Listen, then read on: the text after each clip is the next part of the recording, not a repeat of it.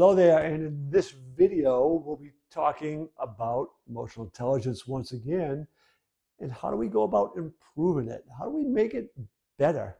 Well, that is what we'll be dealing with next.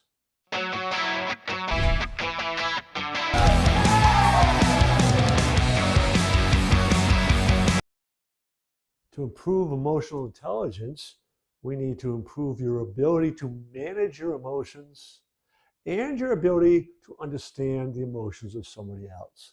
So in this video, we're going to need to figure out how you do that. And you guessed it, anybody who's been watching any of these videos, it's going to be related to mindset. So that's what we'll be jumping right into. The first step in the process of improving your emotional intelligence is self-awareness. You need to begin to identify your strengths, your weaknesses, the emotions that you still are holding on to yourself, the emotions that kind of get triggered most often. Are you kind of high strung? Are you short tempered? What are these labels that you might have that are emotion related, like those short tempered, high strung, things like that? That will kind of give you an indication of some of the beliefs that you have about who you claim to be.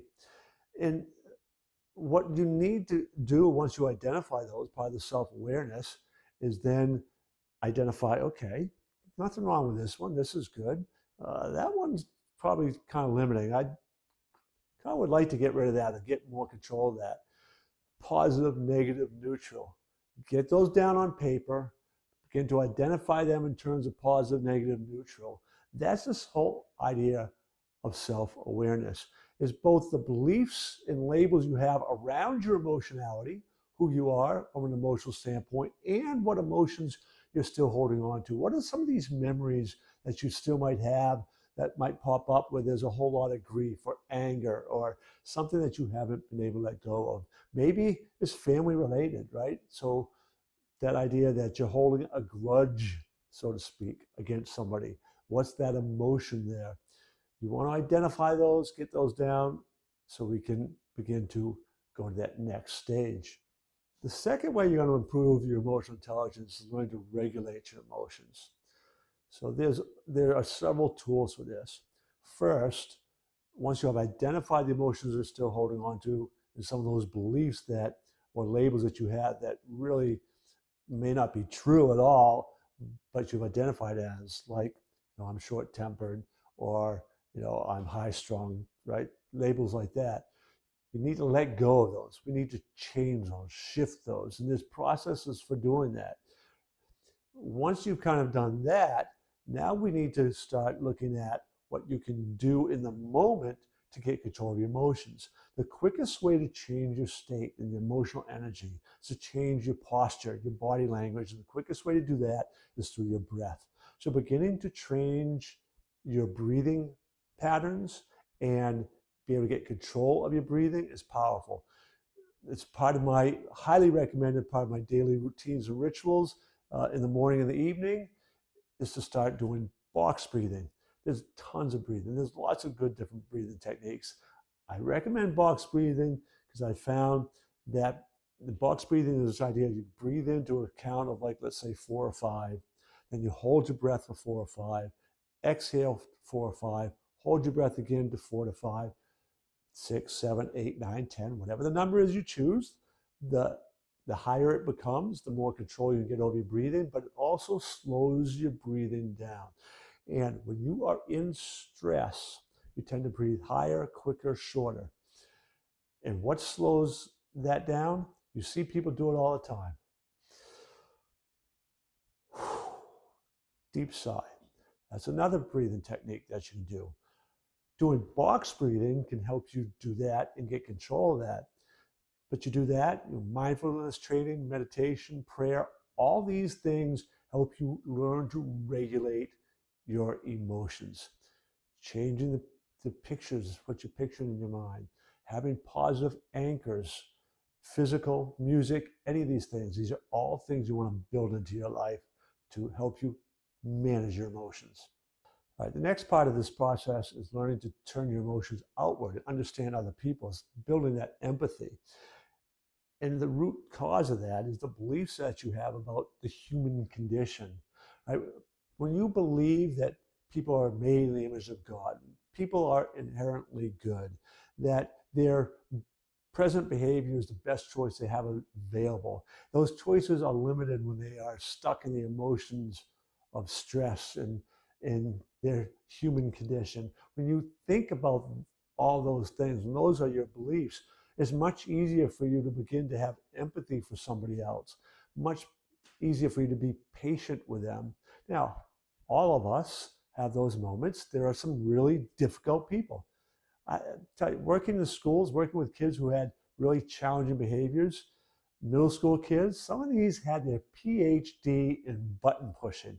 They knew exactly how to push your buttons to get a rise out of you, to kind of have you not be patient, not show that empathy. They were really good at that. So I had to get better at learning to let that go. You know, at one time in my life, I think it probably came a little bit more naturally because of the way I was raised. But I was told back, I was just out of college in a family that had moved to my hometown from like St. Louis area, had a younger son who was 9 years old. I was 12. They went to our church, and he had a different accent. He was just a different kid, but he's playing Little League on our team. And apparently, and I didn't learn this until I was out of college, and this family had come back to visit, and the mom was telling me, saying, "You don't know what you did for our son. When you stood up for him, and everybody had been bullying him and making fun of him and teasing him, and you basically told the guys to knock it off, give the kid a chance," and they did. That changed the direction of his life. It changed his. He decided to keep playing baseball. He became an all-star in the baseball. He gained a lot more confidence, and things became so much better for them because I had shown that emotional intelligence, not even aware of what emotional intelligence was, but because I had that empathy. It's a powerful, powerful thing when you begin to recognize that and project that outwardly. So the next aspect of this is the social skills and learning to communicate well. So taking that empathy and understanding how you can, communicate well to others, and also the idea of empathy isn't feeling sorry for, right? It's being able to put yourself in their position and feel what they are feeling. And there's a subtle but important difference in how you go about communicating that. It does matter. So that's kind of the next stage is understanding the language that you use and your body language and all of that stuff on how you can communicate the strength of your own character, communicate the control that you have in your own life over your own emotions, at the same time understanding and feeling for where somebody else is, and the ability to listen. Powerful part of that communications. The other way to improve your emotional intelligence is internal motivation, understanding what's important to you.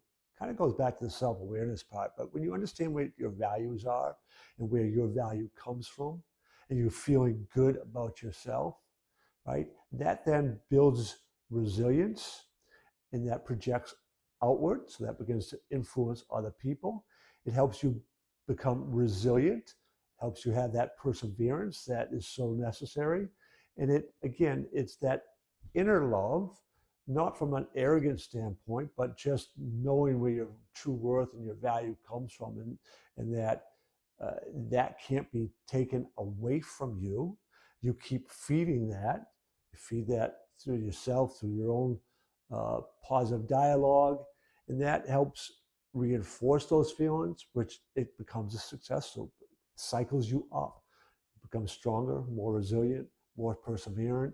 That feeds your self-confidence and the belief in who you are. It just keeps cycling up. That is a kind of resilience that allows J.K. Rowling to get rejection, and finally get her book published that becomes a worldwide phenomena, right? That persistence doesn't come from somebody who doesn't have strong emotional intelligence. Now, if you got anything out of this video, I'm encouraging you to make a comment, like this, share this, direct other people to this. The more you can do that, subscribe, of course, as always, but the more you share, the more you make comments, which helps us as well, the, the more this is going to get to the people who need to hear the message. And that's ultimately why it's being put out here in the first place. So engage with us, help us out that way, and come back and watch the others in this series.